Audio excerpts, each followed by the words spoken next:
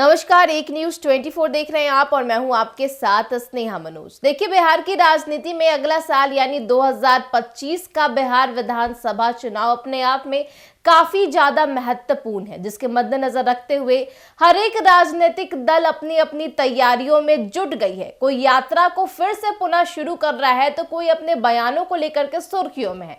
तो देखिए, बिहार की राजनीति में चुनाव आने से पहले भी दोस्त और दुश्मनों का जो जुड़ाव है वो भी साफ तौर पर सामने देखने को मिल रहा है। हम बात कर रहे हैं नीतीश कुमार और चिराग पासवान की। उन दोनों की दोस्ती अपने आप में काफी ज्यादा महत्वपूर्ण है और कई बार ये देखने को मिलता है कि कभी रूठना और कभी मनाना तो चलता है। आपको बता दें कि 2020 में बिहार विधानसभा चुनाव में चिराग पासवान ने एनडीए से अलग होकर अपने अलग अलग उम्मीदवार उतारे थे, जिसकी वजह से नीतीश कुमार की जेडीयू को काफी नुकसान हुआ था। जिसके बाद चिराग पासवान और नीतीश कुमार के बीच रिश्ते भी काफी खराब हो गए थे और कई बार नीतीश कुमार सहित जेडीयू के कई बड़े नेताओं ने चिराग पर जुबानी हमला भी बोला था। समय बदलता गया और बीजेपी के पहल के बाद नीतीश कुमार और चिराग पासवान के बीच संबंध भी बेहतर होते चले गए, जिसका नतीजा भी अब साफ तौर पर देखने को मिल रहा है। चिराग पासवान ने जब लोकसभा चुनाव हाजीपुर से लड़ने की घोषणा की तब पशुपति कुमार पारस ने इसका विरोध किया था,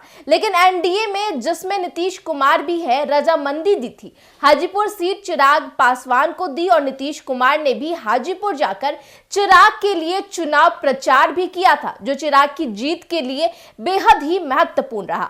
बात यही नहीं रुकी, नीतीश कुमार ने भी पशुपति पारस से दूरियां बनाई, जिसका नतीजा चिराग को साफ तौर पर मिला और बंगला भी उन्हें साफ तौर पर मिल गया।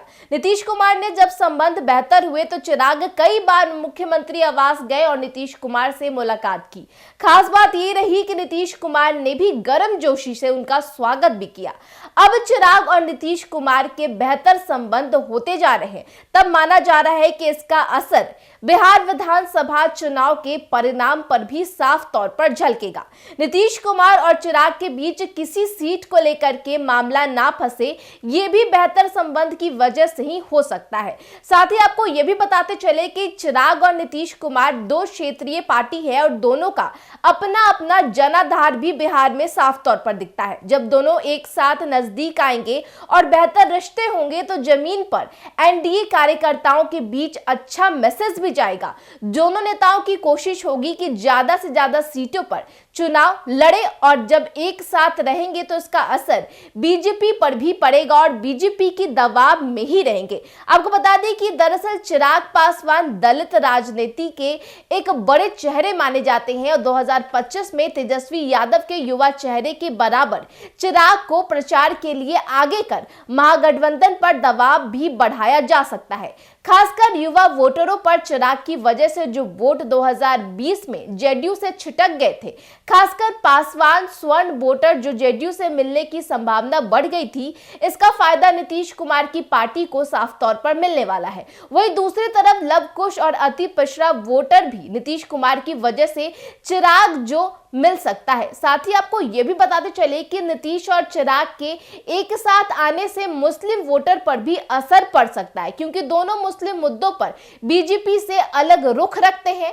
इसका उपचुनाव में भी साफ तौर पर असर भी देखने को मिला था। वक्फ संशोधन बिल पर नीतीश कुमार और चिराग के रुख में भी मुस्लिम मतदाताओं पर बड़ा असर पड़ सकता है, जो महागठबंधन के लिए झटका हो सकता है और इसका फायदा एनडीए को भी मिल सकता है। बीजेपी के सहयोगी होने के बाद भी देखिए, नीतीश कुमार और चिराग पासवान का जो वोट बैंक और जो समीकरण है वो साफ तौर पर महागठबंधन में दिखेगा और एनडीए की जो बढ़त है वो 2025 के बिहार विधानसभा चुनाव में भी साफ तौर पर देखने को मिलेगा। तो ऐसी तमाम खबरों के लिए बने रहे एक न्यूज 24 के साथ। नमस्कार।